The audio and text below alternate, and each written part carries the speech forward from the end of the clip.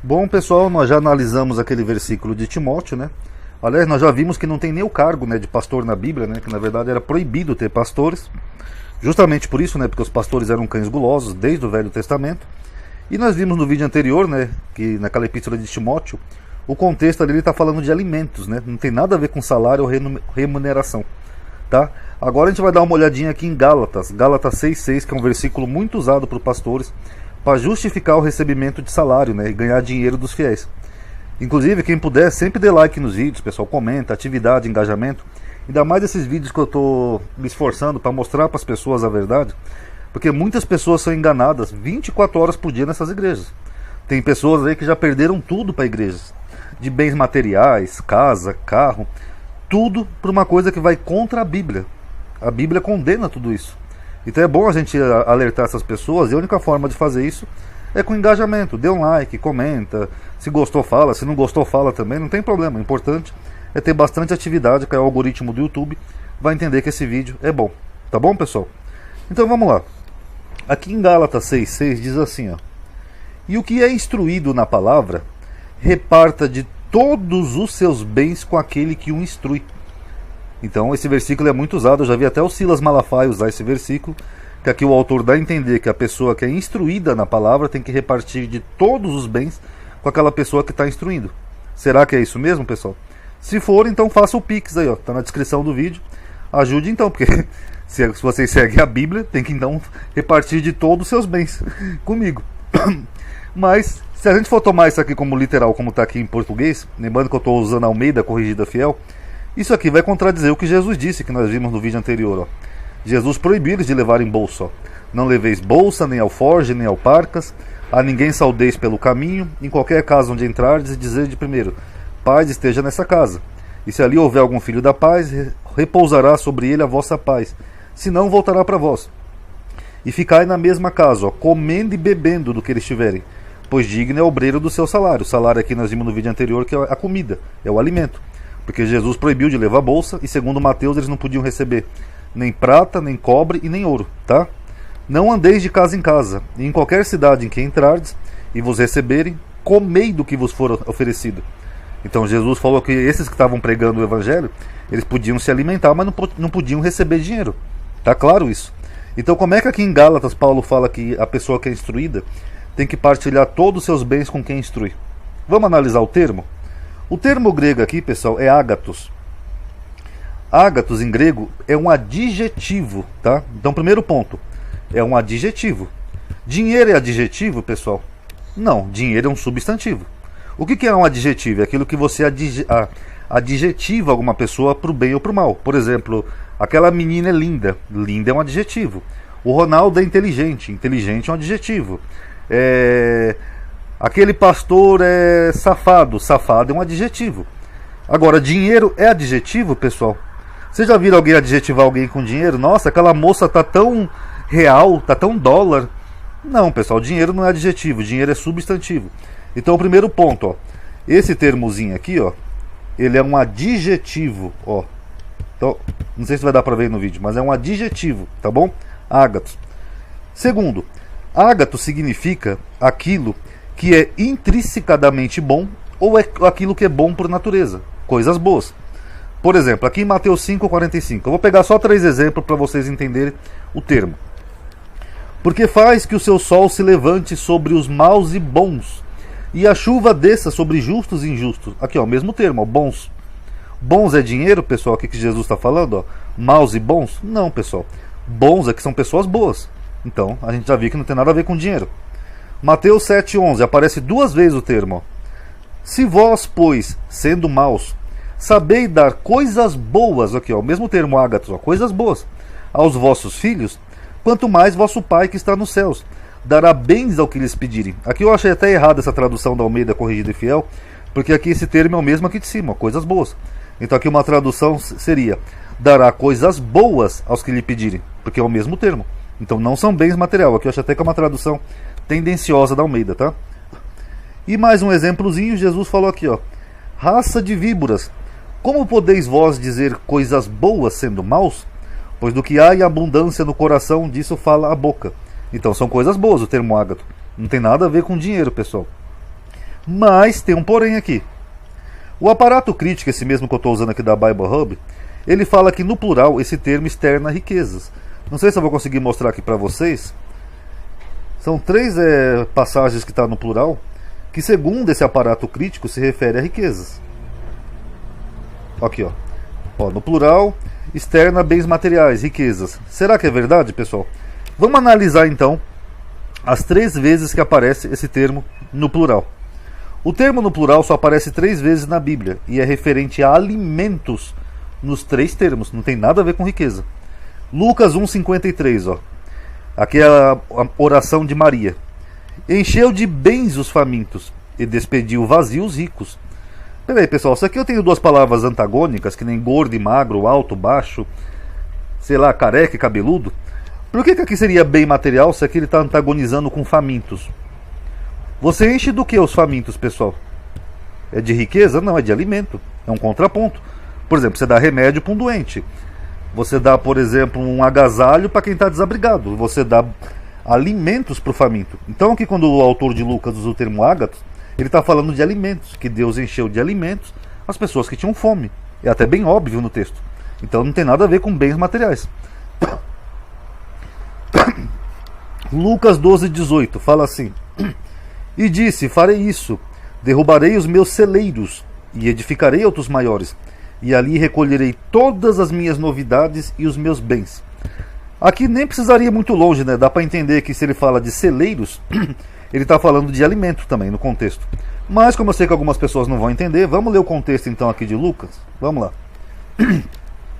E propôs-lhe uma parábola dizendo: a herdade de um homem rico tinha produzido com abundância. Então esse homem era rico. E arrazoava ele entre si, dizendo: que farei?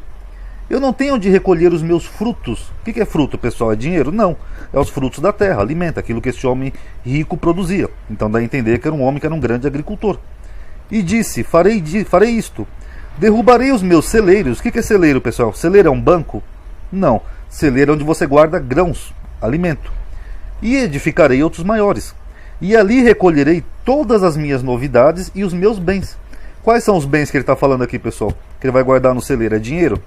Ah, fulano, eu vou fazer um celeiro, mas eu não vou colocar trigo nele, não. Eu vou colocar dinheiro. Alguém ia fazer uma imbecilidade dessa, pessoal? Qualquer um ia chegar lá e ia roubar. Então os bens que ele está falando aqui, que é o mesmo termo ágato, é os grãos. Porque ele está falando de celeiros. É óbvio no texto. E direi à minha alma: alma, tens em depósito muitos bens para muitos anos. Ou seja, ele tinha alimento guardado. Que nem lá no caso de José do Egito, né, que ele manda o faraó fazer celeiros para o período das vacas magras. Descansa, come, bebe e folga. Aqui, ó, come e bebe. Ó. Ele está falando de grãos, de alimento nessa parábola. Mas Deus lhe disse para esse homem louco: esta noite te pedirão a tua alma. E o que tens preparado para quem será? Então o que Deus está falando? Para que você está guardando tanto grão, filho, se você vai morrer essa noite? Então aqui é o próprio Deus falando: você vai morrer. Mas enfim, é só uma parábola. Aí Jesus diz, agora é Jesus dizendo: ó, assim é. Aquele que para si ajunta tesouros, agora aqui já não é alimento, ó. Aqui já é outro termo que é tesouros, dinheiro. E não é rico para com Deus. Então o que Jesus está falando aqui? Que o pastor tem que ganhar muito dinheiro? Não, ele está falando o oposto. Ó.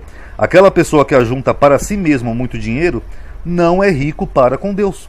E disse aos seus discípulos: portanto vos digo, não estejais apreensivos pela vossa vida, sobre o que comereis, nem pelo corpo, sobre o que vestireis. O que Jesus está falando para eles? Pedir dízimo e oferta? Ó, Pedro, vai lá, pede dízimo, pede oferta, porque a gente tem que se preocupar com a comida de amanhã. Não, ele falou: não se preocupa, porque aquele que ajunta tesouros para si, não é rico para com Deus, não tem valor algum, tá bom? Agora vamos ler de novo o versículo, entendendo esse termo ágatos, que seriam coisas boas, ou no caso, alimento. Vamos entender, ó. E o que é instruído na palavra, reparta de todos os seus bens, que seriam alimentos, com aquele que o instrui. Só isso já harmoniza com isso aqui que Lucas falou aqui, ó. Ó. Comei do que vos for oferecido, ó. Comendo e bebendo. Não harmoniza melhor, pessoal? Se a gente entender o sentido do termo, fica bem melhor. Agora, para finalizar o vídeo,